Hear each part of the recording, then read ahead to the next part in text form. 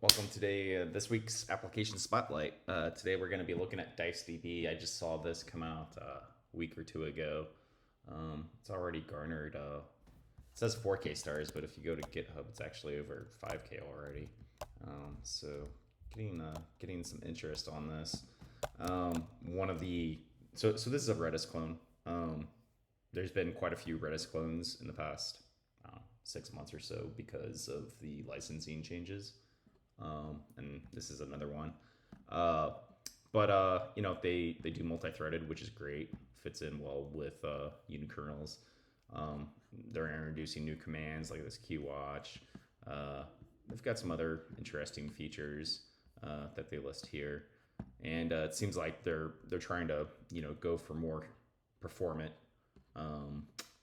architecture, which is great.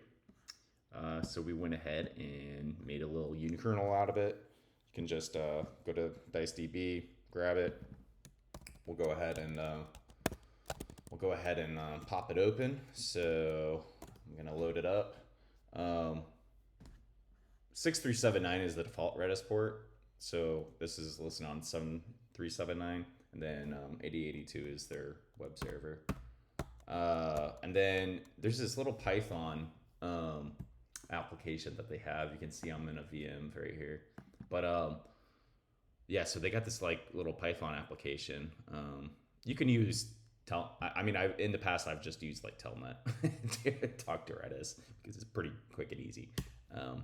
But you can pop this open, and then you just do the example of like set my key. Even has a history, I guess. So Bob was here, and then you can do a get my key. Bob was here. So anyway, quick little example. You can just take this, package it up, push it out to Google, Amazon, wherever.